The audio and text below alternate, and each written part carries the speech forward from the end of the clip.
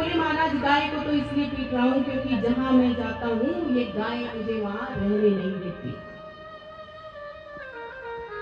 तो कलयुग जैसे बताया कि अच्छा युग है। क्यों अच्छा युग है? क्योंकि केवल नाम के आधार पर ही हमें भगवान की प्राप्ति हो सकती है। तो इसी अच्छाई को देखते हुए राजा परीक्षित ने कलयुग को रहने के लिए 4 स्थान दिए। बोले मेरे नगर से दूर चले जाओ, लेकिन 4 स्थान तुम्हें रहने के लिए मैं दे रहा हूँ।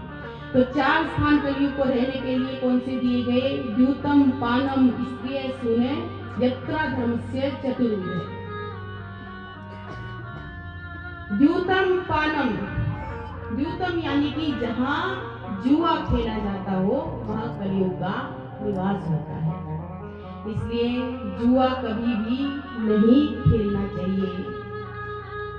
जुआ जहां भी खेला जाएगा वहां कलह होगा और फिर विनाश होगा। जुआ पांडवों ने भी खेला था, क्या हुआ? सब कुछ खो बैठे थे वो। तो इसलिए जुआ जहां पर भी खेला जाएगा वहां कलयुग का निवास होगा। इसलिए जो सदाचारी व्यक्ति है उसे ऐसे स्थान पर भी नहीं जाना चाहिए। जुआ केवल बैठकर ही नहीं खेला जाता कि चौराहे पर बैठ गए या बाहर बैठ गए। आजकल मोबाइल में भी जुआ खेला जाता है, तो वो भी विशेषकर हमें ध्यान रखना चाहिए अपने बालकों का कि कोई ऐसा ऐप ना हो जिसमें जुआ खेला जाता हो, क्योंकि जहाँ जुआ खेला जाता है वहां पर कलयुग का निवास होता है। दूसरा है पानम, यानी कि जहाँ मदिरा पान होगा, जहाँ शराब पी जाती है वहां कलयुग का निवास होता है। अब शराब पीना तो बहुत बुरी बात है ना। जो शराब पिएगा उसकी तो रुपया डूबी डूबी है, समझे, माइनस में चला जाता है व्यक्ति। क्यों? क्योंकि शराब में कलयुग का निवास है।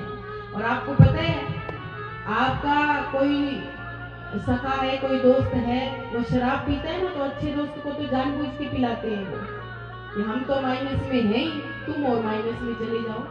इसलिए मदिरालय में कभी भी नहीं जाना चाहिए, शराब का सेवन नहीं करना चाहिए, क्योंकि इसमें कलयुग का निवास होता है। तीसरा है स्त्री है, यानी कि पराई स्त्री की तरफ कभी भी नहीं देखना चाहिए। वैशाल्य नहीं जाना चाहिए, पर स्त्री पर निगाह नहीं होनी चाहिए, क्योंकि पर स्त्री पर निगाह किसकी थी? किसने डाली थी? रावण ने। रावण ने पर स्त्री गमन किया था तो क्या हुआ? विनाश हो गया ना। इसलिए कहते हैं कि वैशाल्य में और पराई स्त्री पर नजर नहीं रखनी चाहिए।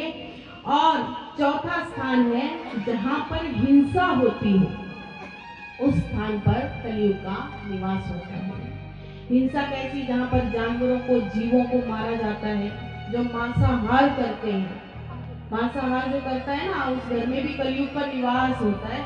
और जो अंडा खाता है ना, जो कहते हैं क्या, हाँ अंडा तो शाकाहारी है, मांसाहारी कई लोग बोलते हैं ना, लेकिन नहीं, अंडा मांसाहारी होता है। और गर्भ में जिसकी हत्या की जाए उसका बहुत बड़ा पाप है और उसकी सजा भी बहुत बड़ी है। कल सुना था ना, अश्वत्थामा को ये सजा मिली थी, गर्भ में उसने हत्या की थी। और अंडे का जो सेवन करेगा मतलब उसने गर्भ में हत्या की है, वो बच्चा बाहर थोड़ी ना आता है। और जो कहते हैं कि अंडा शाकाहारी होता है, तो अंडे को कई दिन रख के देखो, उसमें से